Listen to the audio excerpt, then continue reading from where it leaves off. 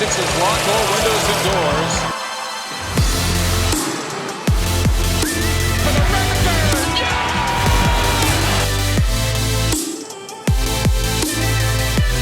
Redick, can he get it off? And the putback turning garbage into goal.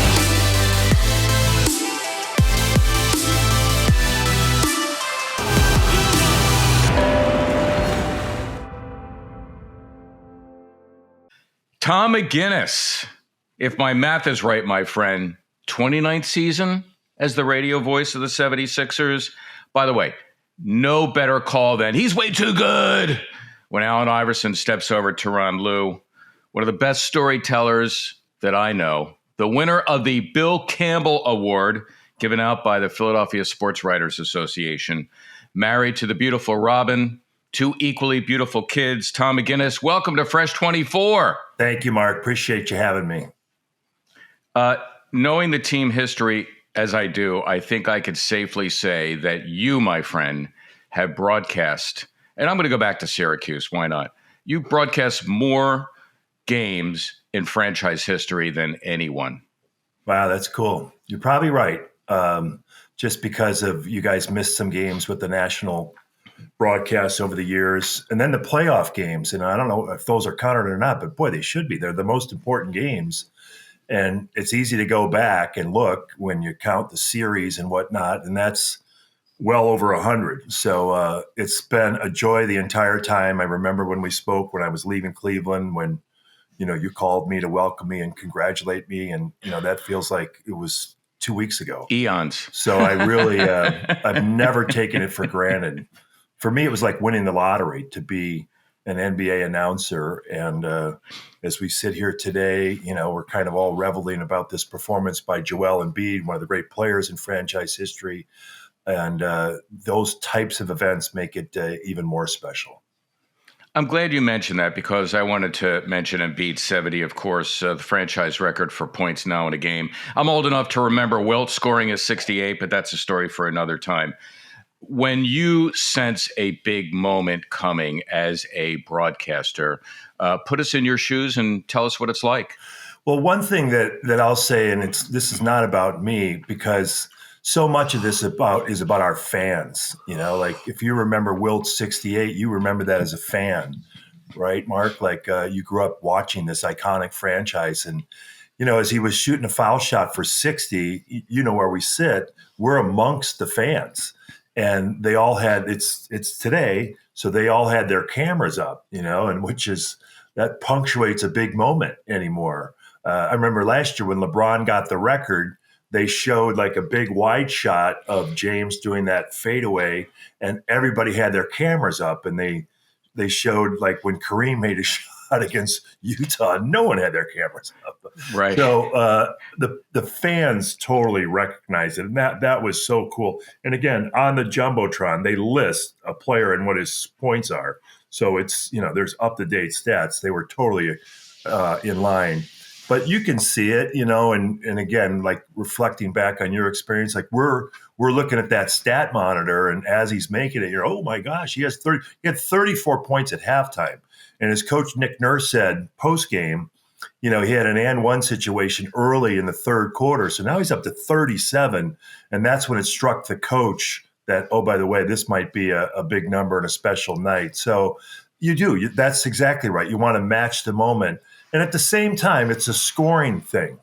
It's not the Sixers winning the championship. And even Joel, after the game, punctuated with, it's great, but something along the lines of what matters most is winning it all. So, but no doubt about it. I mean, even by way of example, these are little subsets. These are special moments along the way. These are why we are fans. Games like Embiid scoring 70 points. The Sixers versus Denver just a few days ago, and they're about to go play them again.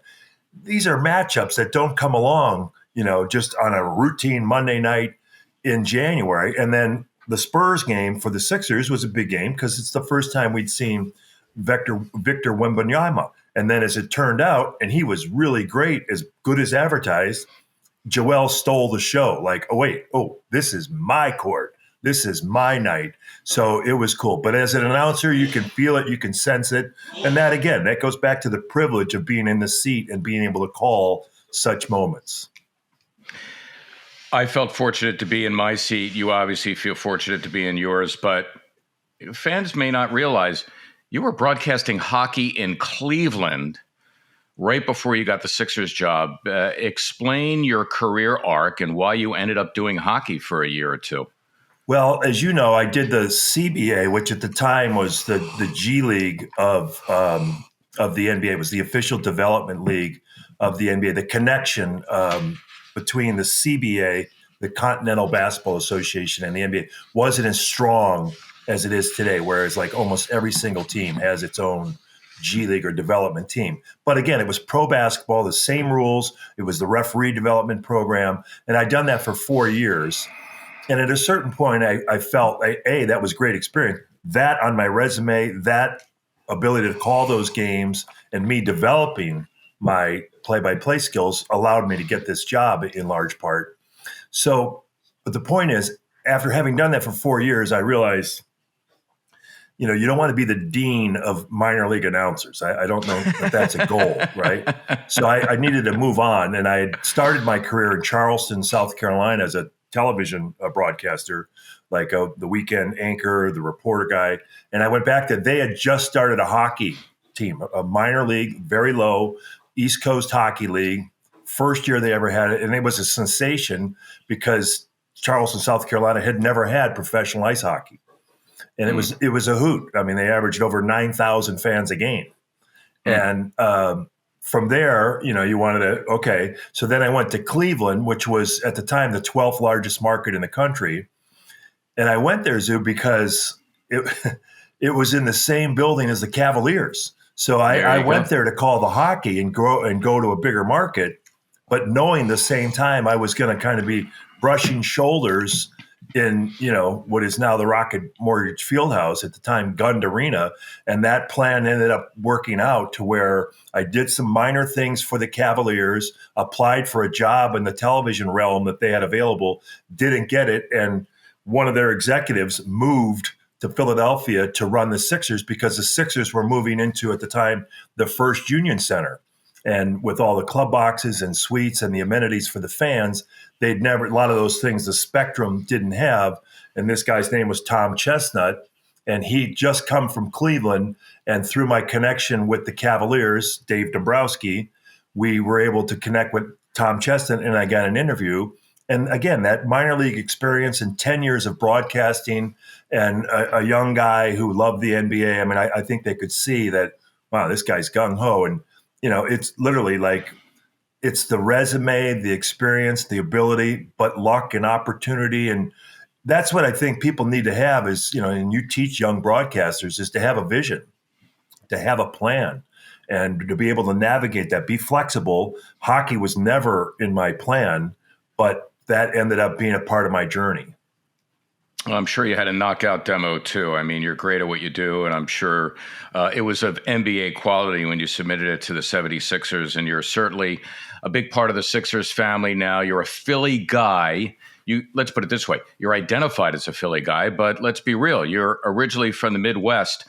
Describe the metamorphosis that took place en route to you becoming, pardon the expression, one of us. Right. Well, our friend, it's funny, Sean Alexiak, as you know, now a big executive with NBC Sports Philadelphia, traveled as your producer for, I believe, the first 13 years of my career. And he always used to tell me, in order to metamorphosis, I don't know what, exactly that means, but I think evolving into being a Philly person, Sean used to tell me to eat Scrapple. I'm like, I think I could probably pull this off without eating Scrapple. I've still yet to, and I'm a big, I love breakfast meats, but I've yet to eat Scrapple. But I think what might have happened is, again, having been an athlete, albeit on a lower level, like, small time college basketball, but in high school and whatnot, and growing up as an athlete, we all have a competitive bug. And that at times, especially when we used to sit down on the court, and especially, almost 3 decades ago when I still had a little, and that I brought that to the broadcast, and that's Philly. And that wasn't me trying to meld into Philadelphia, that's Philly right there. Hardcore, tough. They want, and I kind of and this is my thought, I matched the sentiment of what our fans were thinking. And that's a small part of it. And, like we root for the home team. I always joke that I play the house organ, the company organ, so you got to be objective and be a professional broadcaster. But at the same time, you're around these teams, our teams, the Sixers, so much, you're going to root for them a little bit. And I think that all comes out in a more organic, passionate way. So if that's my metamorphosis, there it is. You mentioned, Tom, playing the house organ. You're obviously deeply connected with the 76ers, the radio stations. You're in the hotels. You travel on the charter plane. You see what's going on an intimate level.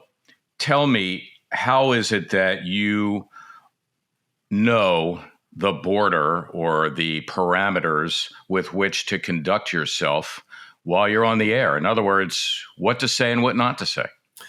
Well, I think a lot of that is just basic common sense and intuition, and I still go to shoot around, particularly on the road, because I'm there with the team. And, I find at my core, I'm a reporter, an observer.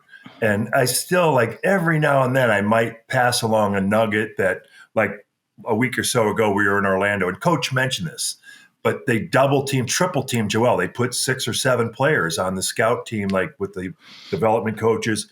And that's what Embiid faces, like with the double teams around that top of the key area. That's a worthwhile, hint part. But I didn't share what Joel talked about on the bus going back to the hotel after the game, that kind of thing. Like, so you just sort of know. And the big thing too is the game, the description of the game takes up enough time. You know what I mean? I can get in enough color and all that. There's enough story material and content, if you will, in addition to the live call of the game. So you don't want to ever swerve too far away from that, because that's the number one priority, particularly on radio. But I would go back to what I said, having been around, and I never want to, like, I don't know the phrase embedded, or I never want to overstep my bounds with the guy. I'm in their world. Yes, I work for the Philadelphia 76ers, but it's their team. It's the coaches. It's their culture. Like, I never, that's a big thing. Like, for me to sit in on a practice, I never take that for granted, ever. And I love basketball. I love watching Nick Nurse coach. You know what I mean? Like, that's what the competition, basketball, being around the sport, that's like one of the biggest drivers for me. And I would never do anything, I would hope to ever get close to, making a wrong choice on that front. Because I want those guys to look at me and smile. Like, I tell them good luck or good game, but I don't really, like, converse. And now there's a big separator in age. But it's their team. I want them to look at me and, oh, that's that guy. There's that radio guy. That's fine for me.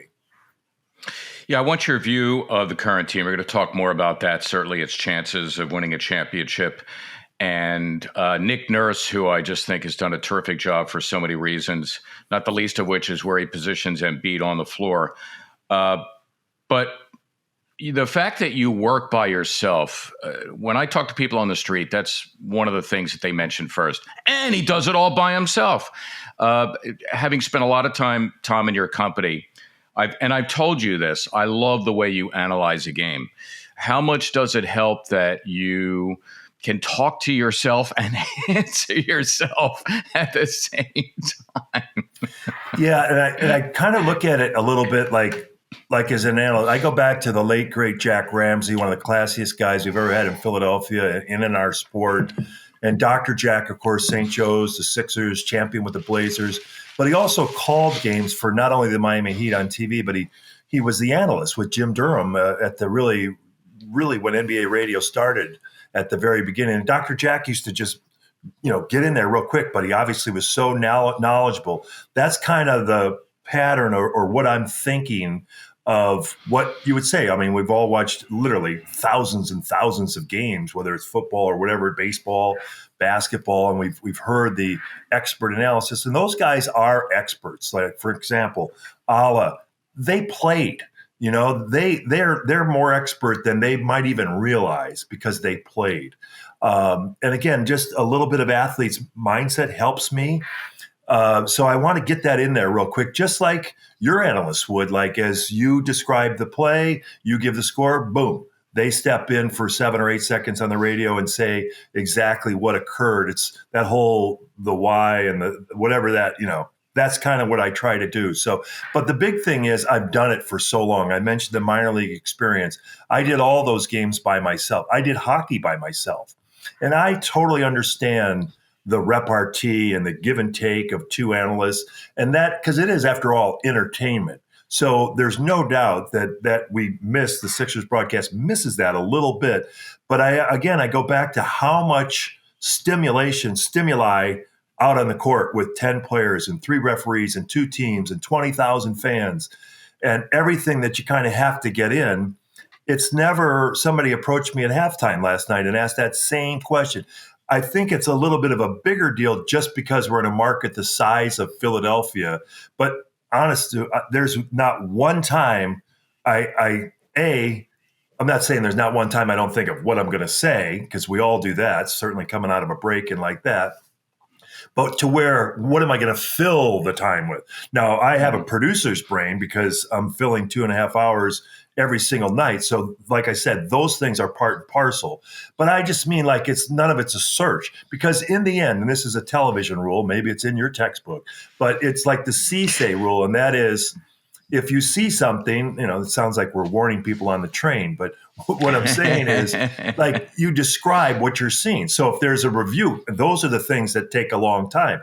Those are the scenarios where really an analyst might be helpful, because you could go over, is it a flagrant foul? What are they reviewing? Because there's so many triggers, as we call them, in the NBA right now. But if nothing else, I know who's in the replay booth. I know who's, in Secaucus. I know who's refereeing the game. I'm getting to watch the replays. And for somebody listening on the radio, I'm describing the scene as we await whatever is being determined in by this example, a coach's challenge.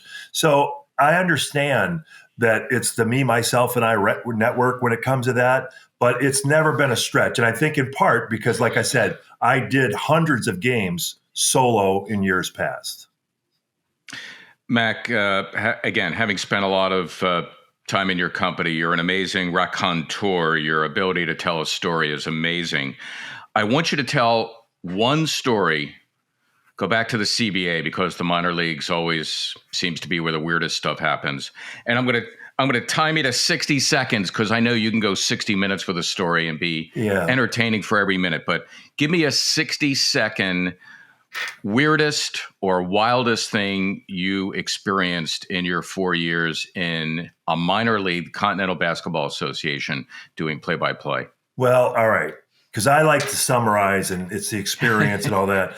But in one instance, the team's name was the Lacrosse Catbirds. We played in Birmingham, Alabama, and you'll remember the name, Jim Farmer, a former Alabama basketball player. You're playing a game in Birmingham? Your home games weren't there. You're playing a game. Lacrosse was on the road. We were playing a game in the fine. CBA. Go ahead. And this is circa 1990, 91, something like that. I think it might have been 92, because we won the championship. And it was an NBA referee that worked in the NBA, hence, but at the time he made a call, and he called an offensive foul, and they shot free throws. And as you know, that just, you go the other way. That's not a shooting situation. And our coach was the late Flip Saunders, and he was really trying to get his attention. Like, what are we doing shooting these free throws? So Birmingham made the free throws, and we ended up losing the game. Well, we protested. And, like we all remember, like from Little League Bay, we're going to Wright Williamsport. We're protesting this game. We don't ever lose. And, we protested. And these coaches, Eric Musselman, the Arkansas coach right now, he was in Rapid City. There's a number of guys. And they would all, Jim Tooley with USA Basketball today and for decades, Jim was the referee. He was the head of operations. Those guys were on the phone with Jim Tooley after the game every night. So, but the protests actually worked, because and this is why, we were going to play Birmingham again. So when we go down there, they replay the final, 2:20 of the game. without the free throws, and Birmingham brings the ball up. Well, we win the game on a bank shot from the hash mark by Jaren Jackson, right? Wow. Jaren Jackson Jr.'s dad. He played with the Sixers out of Georgetown from New Orleans. He was a champion with the Spurs. JJ hits a shot from the hash mark, banks in a three, and we win the game. And then we got to play the real game. And as you recall, the CBA had a scoring system, a point system. Like you got a point for winning the quarter. So a game was actually worth 7 points. And like if you won the game, it was worth 3. So the 4 quarters and the 3 points. And that's how the standings were doing. I'm sure that was almost like how the NBA experiments that. Well, now the second game comes up. And in a sense, you're like, no way we're winning this game. You know what I mean? Like, with all due respect to the officials, but we just got a W from the ashes of a loss. And we went out and won the second game. So we won 2 games in one day because of the game wasn't administered right with the foul call. And then like the protests and whatnot, that right there. And then the way it ended with Jackson hitting his shot. There is so many stories, like me sitting on the luggage. And that's probably what you really wanted to hear. But It was, again, I've always said it sounds nostalgic, and I don't know if romantic is the right word, because in a way I graduated to the NBA. It was minor league in a lot of departments. But if I didn't do it, I'd probably said, I tell you, that was such a minor league.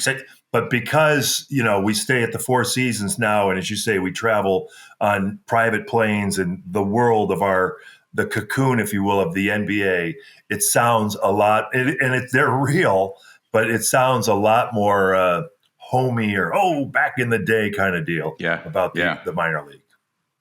I think that's a podcast itself, just hearing some of your stories, but we got to roll on here. It's our halftime segment. I'm going to ask you again about the current team, Allen Iverson.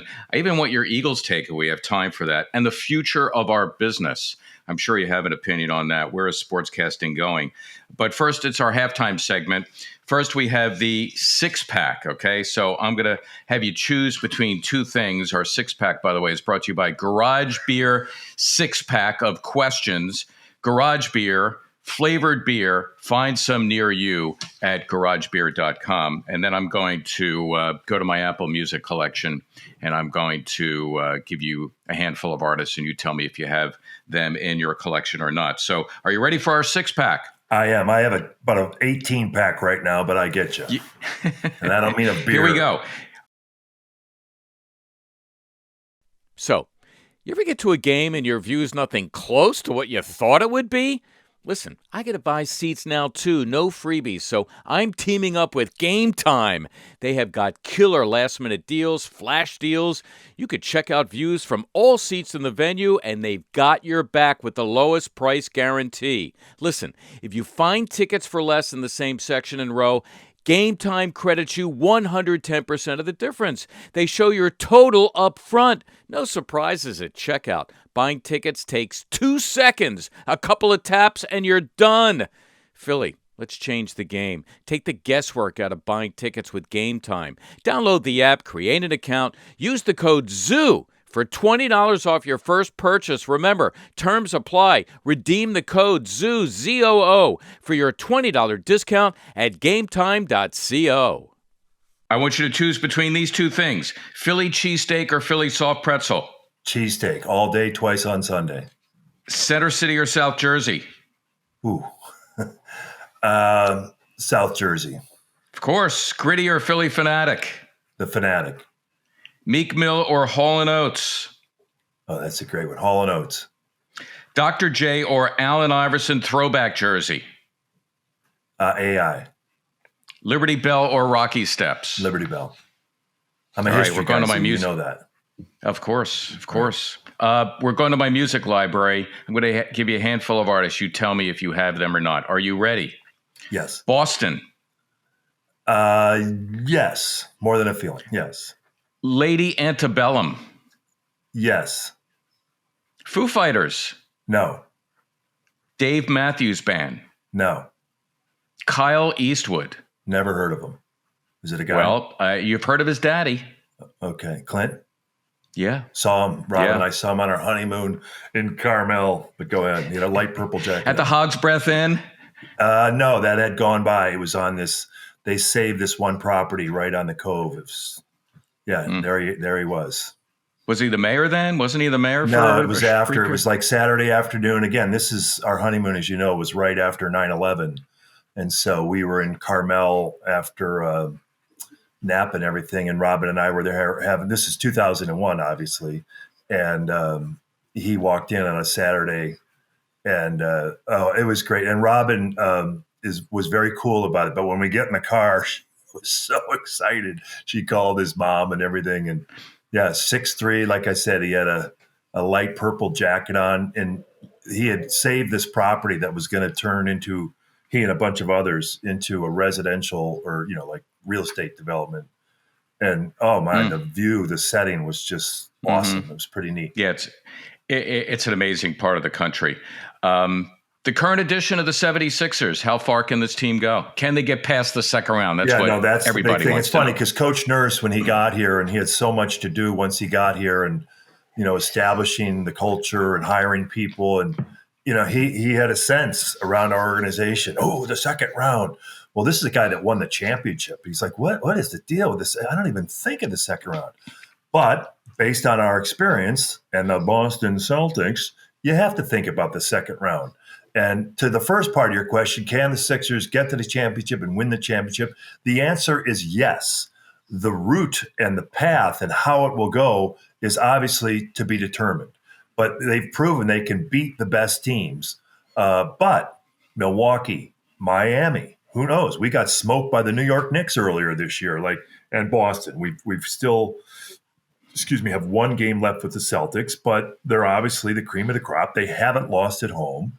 And so everything would have to fall the right way. But, to me, it's with Boston, how are you going to guard Tatum and Brown? And a week ago, Zoo, they had a game where they made 24 threes, and you look down and Porzingis had 4, and Derek White had 3, and Tatum and Brown each had 4, and Pritchard had 3 off the bench, and Drew missed 3 but made 1 or 2. That they're very good, but at some point we've got to knock them out, right? But there's no doubt about it. The Sixers have an opportunity, but we'll see. It's a long road. Like our coaching staff works on today, and we're getting ready for a long road trip, but they also work on down the road. They're trying to put things in, schemes and teaching that are not just about this week's games, but are about what's going to come down the road. Because in playoff games, you have to adjust on the fly and make changes, and your guys have to be, you try not to have it be brand new. It's something that we tinkered with. Coach Nurse calls it a toolbox, going back into the toolbox. And the last thing I'll say, and it ties into title hopes, when Daryl Morey hired Coach Nurse, and he came in, and again, 5 years in Toronto, won the championship in 2019, and won a championship so many different places, has finished as the winner a number of places. You asked about the CBA. That would really be my memory. We won the title one year. And I don't care if it's Class A baseball or minor league hockey or the CBA or the G League or British basketball. You win the championship, you won your league. You set out what you went to accomplish. He's done that. He's felt that a number of times, including in the NBA. And my comparison is when you get a player via trade, and you've said this a million times your own self, you guys should meet the new guy. And when you get that guy in your gym, the coaches always say this, oh, I didn't know this about him, because, you see a guy every day, and, you meet his person, his character, and then all of the things that he brings to the table, and some things that you didn't realize when you watched him from afar in a competing team. Same thing with Nick Nurse. When I watch him coach, and I just went over with him last night because Popovich was in time, all of the gamut, the skill sets that a coach needs at this level is just, it's like 30 things. And one of them is having a vision and sensing and knowing what your culture is going to be, but hiring the right people. You can't do it by yourself. And the X's and O's and the teaching. And he's got it all. He's amazing. He's very intelligent, extremely smart.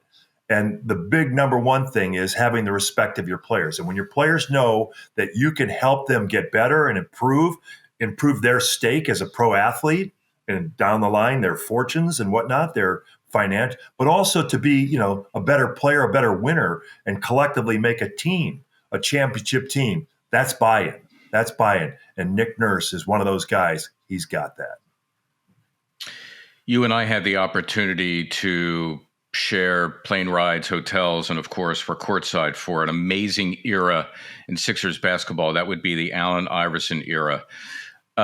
If you can encapsulate the feeling, what it was like for you, especially in 2001, that crazy, amazing ride, what it was like for you to broadcast those games.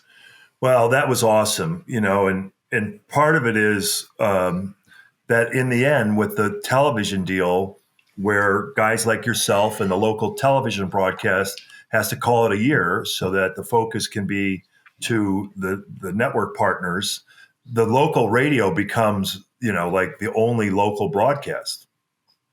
And we've had that for around during the past few seasons. But that year we had whatever it was, 22 games.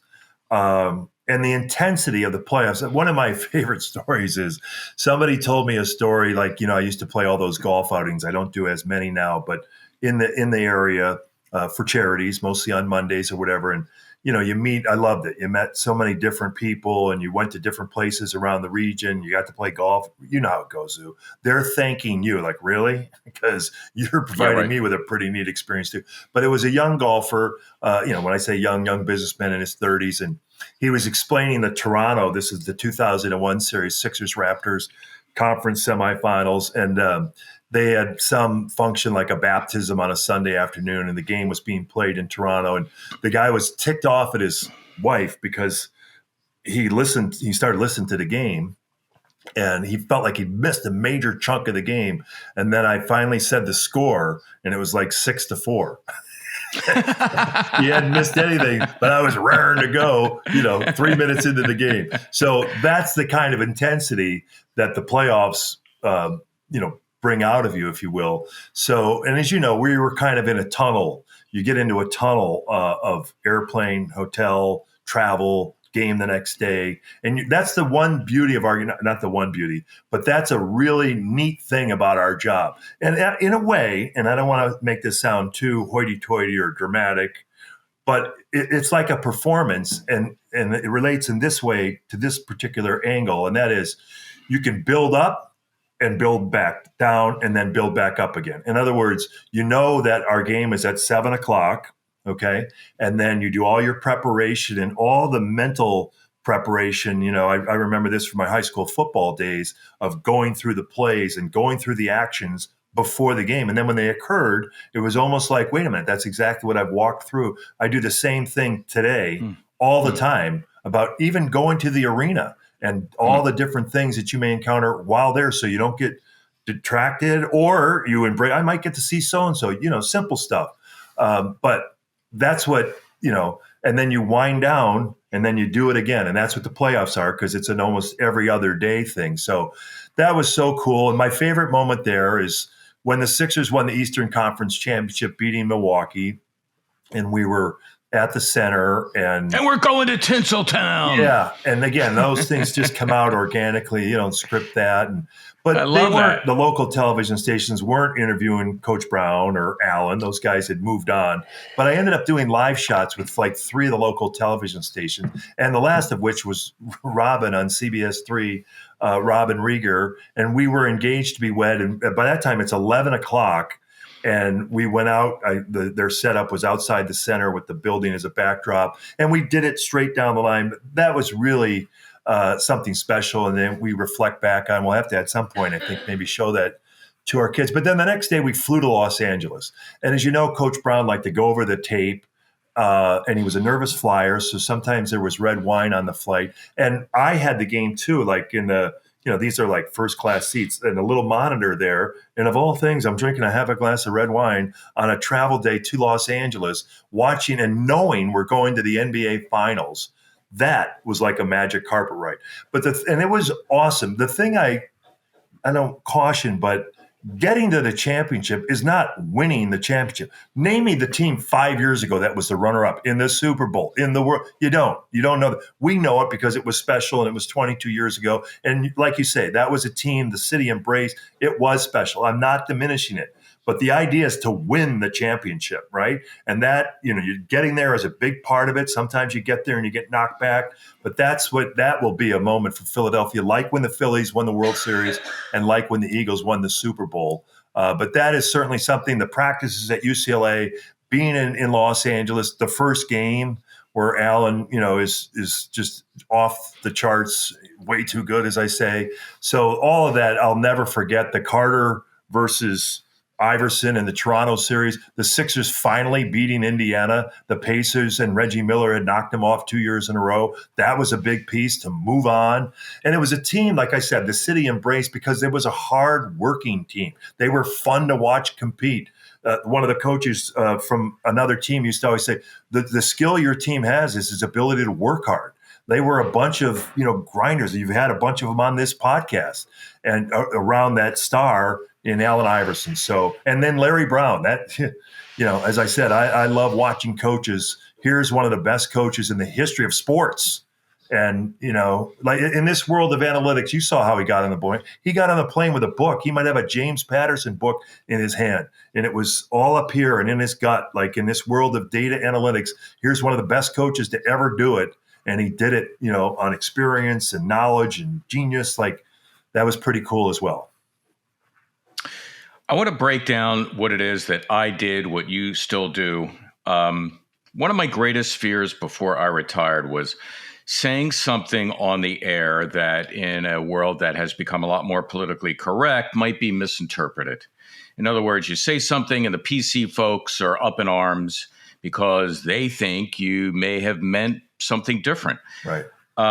Do you have any of those trepidations? For sure. And especially because I talk so fast and do you know what I mean? Like, and again, I mentioned you're just flying. Yeah, I mentioned the after the game and the building back up. Well, part of the after the game is kind of going over. I liken it to a gourmet meal with a bunch of friends and family. And you're like, oh my God, the appetizer was unbelievable. So I go back and kind of redress and the highs and the lows. Like, oh, I can't believe I said that. Or, oh, I botched that. You asked about matching the moment of a game like Embiid scoring 70. Like, what if I would have fumbled a bunch of those, the 50 point, the 60 point, the 70 point? I didn't, but those are the kinds of things. So, and the great Hubie Brown used to give us broadcast, don't go anywhere, like don't talk about somebody's hair or religion, like, and that was a generality, but it's true. Like it's a good one to, like Cole Anthony got a haircut the other day when the Sixers, I don't know when it was, but, he wore long dreadlocks and the Sixers played Orlando and he had a shorter haircut. I kind of wanted to mention that because that's how we know Cole Anthony in the NBA, but I didn't. You know what I mean? So my point is you try to steer away from things, from areas that might just, again, you're the Sixers announcer, just call the game. And then I think, we try to be glib or funny or, have a shtick or whatever.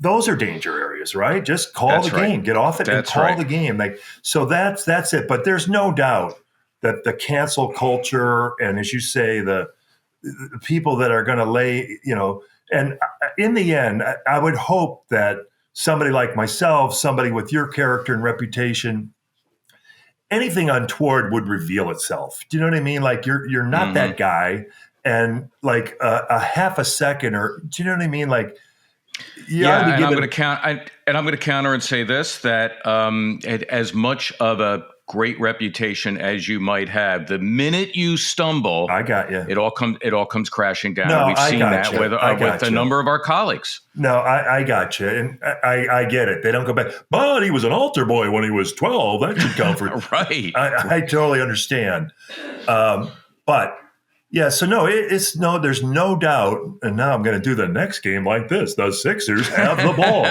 Indiana is on defense.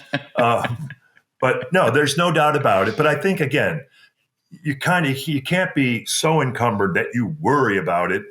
You got to be able to flow and describe the game and just come from a true spirit of being a good person and not going there and not bringing up, certain elements or whatever, and just steering clear for all the right reasons. And just like I said, not being so tongue-tied that you're so worried that you can't really show passion and be intense And again, be entertaining and try to bring some light to the ball game that you're describing. Tommy, you are still very much on top of your game. You got a lot of broadcasting left in you. Long may you wave. You may not even want to remotely think about answering this question. And you know where I'm going. I don't. How long do you ever sit and, you're sitting there with Rob and you're on the beach and you're kind of liking, the environment and, hey, maybe we can do this year round. Do you ever think about how much longer you might want to do this? Well, I'll be honest. Guys like yourself and J.R. Aquila, our friend that just not resigned, but stepped away as the director, the producer of Sixers basketball. I'd never been around people that had retired. You know what I mean? Like I'd never given it thought.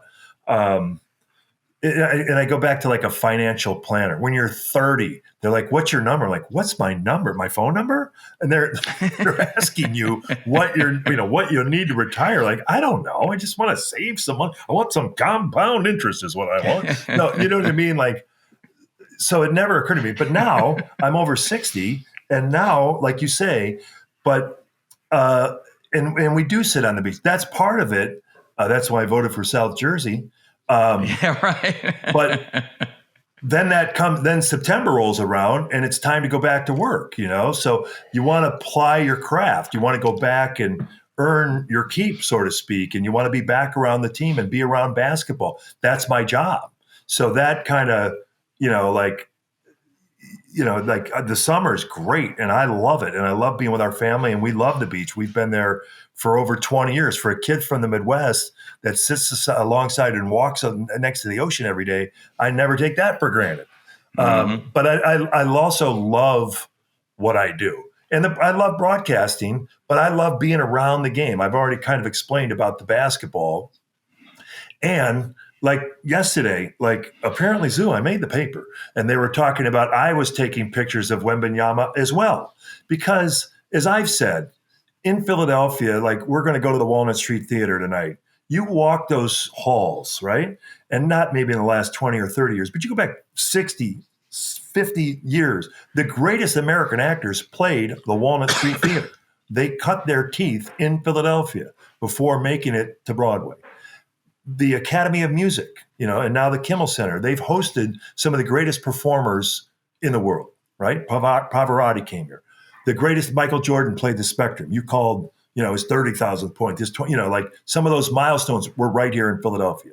And so this young 7'4" talent from France came to Philadelphia last night. That's neat. And those are special. Those are different. Embiid had 70 points. Our team was won a number of playoffs. All that's great, and I love all that. But I call it being at the arena, being around the court, like being around the batting cage. That's basketball's version of hanging around the cage in baseball. And being around the people in our game, the scouts, the coaches, people you've met, over the years. I enjoy that, and I love going to the game. The tough part is, and the things that, as I always say, I'm going to retire from 95 or the 130 I take. I'm going to retire from that before I retire, having to go to the game in snow and ice and whatnot. That or worrying about getting to the plane. That's what pushes me closer to thinking about wrapping it up. But I still love all of the things that are part of our job. And that, that I can't, like Sean, again, referring back to Sean Alexiak, making sure you're done. You're not going up those stairs to the plane. You make triple sure that's it. And I haven't sat there and, you know what I mean? Like, as you used to say, haven't lost anything off my fastball. I don't know, but I think you become better as a broadcaster with experience, just like anything. Another baseball reference, you get those at bats and you become better because you know how to communicate better and, when to go and when to not, and how to use your voice a little bit better in terms of communicating. So the answer is, I don't know. I'll go where you used to say this all the time.